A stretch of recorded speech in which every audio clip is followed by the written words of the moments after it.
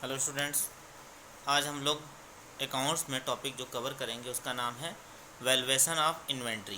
ठीक है, उसमें भी फीफो मेथड। तो क्वेश्चन आपके सामने रिटन है, find the value of closing stock. ठीक है, फीफो मेथड से सॉल्व करना है। क्वेश्चन एक बार हम रीड कर दे रहे हैं और उसी के अकॉर्डिंग आप उसको सॉल्व करिएगा। क्वेश्चन है find the value of closing stock. Date दी गई है 1 January 2020। Okay, purchase 300 unit at the rate 4 rupees. 3rd January purchase 200 units at the rate 3 rupees. और फिर नेक्स्ट है 5 जनवरी 2020 इशूड 360 यूनिट। इशूड का रेट नहीं दिया होता, वो अपने मन से पता करना होता है कि इशूड का रेट क्या है।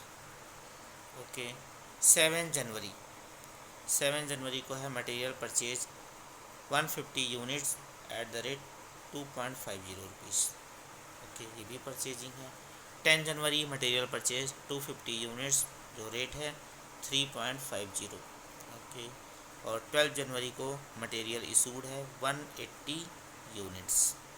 13 जनवरी 2020 मटेरियल रिसीव्ड। परचेज या रिसीव्ड एक ही बात होती है, क्वेश्चन में थोड़ा सा घुमा के दिया गया रहता है। 420 यूनिट एट द रेट ₹8। और 15 January material receive 380 units at the ₹10। Okay, question और भी है। Okay, 20 January material sold 450 units, 450 units. और 22 January material order 170 units at the rate 6। और 25 January material order 230 units at the rate ₹5। और last है 30 जनवरी 2020 sold 200 units. Okay, तो ये तो हो गए क्वेश्चंस की फीफो मेथड से। अब फीफो मेथड से सॉल्व करने के लिए हमें फॉर्मेट बनाना होता है, तो फॉर्मेट भी अभी हम आपको दिखाते हैं कि फॉर्मेट भी कैसे बना हुआ है।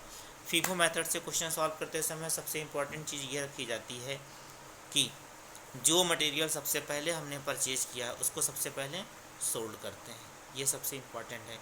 डेट इसमें सबसे इम्पॉर्टेंट होती है, डेट के अकॉर्डिंग ही सॉल्व करना होता है। फर्स्ट डेट को जो मटेरियल आया है उसको सबसे पहले हम सोल्ड करते हैं। ओके, क्वेश्चन सॉल्व करते समय दूसरी सबसे इम्पॉर्टेंट चीज़ ये ध्यान रखना है, जितना इशूड कहा गया है उतना ही इशूड करेंगे, उससे ज़्यादा इशूड नहीं कर देंगे। कभी कभी हम ध्यान नहीं देते हैं, फर्स्ट डेट का पूरा पूरा इशूड कर देते हैं, सेकंड वाली डेट का भी पूरा पूरा कर देते हैं। जैसे क्वेश्चन में आपको दिखाते हैं, लिखा है 360 यूनिट इशूड करना है, तो ऐसा नहीं है कि 300 भी इशूड कर देंगे, 200 नहीं। 300 में से इशूड करेंगे, ठीक है, 300 तो करेंगे, रिमेनिंग बच कितना रहा है 60, तो 60 यूनिट्स लेंगे 200 यूनिट्स में से। ठीक है, ओके, तो इस तरीके से ये क्वेश्चन सॉल्व करना है। क्वेश्चन एक बार ध्यान से देख लीजिए। ओके, इसको सॉल्व करने पर, सेंड करने पर 20 मार्क्स का ये होमवर्क है, इसको 20 मार्क्स में इसको सॉल्व करना है। ओके, अब आते हैं, ये देखते हैं कि इसको सॉल्व कैसे किया जाएगा। तो इसका एक फॉर्मेट होता है, तो फॉर्मेट भी बनाया गया है क्लास में, फिर भी जिनके पास फॉर्मेट नहीं है उसको फॉर्मेट दिखा दे रहे हैं कि फॉर्मेट कैसे बनेगा।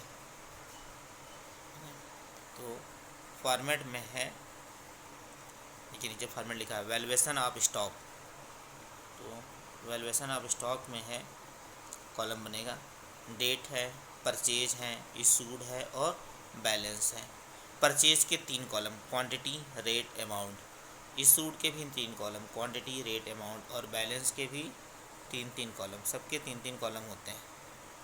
ठीक है, ये देखिए। और एक डेट को ट्रांजैक्शन नोट करने के बाद एक लाइन खींच के बंद कर देते हैं। तो इसी फॉर्मेट के अकॉर्डिंग हमें क्वेश्चन को सॉल्व करना होता है, तो बड़े आसानी से ये क्वेश्चन सॉल्व हो जाएंगे। ओके,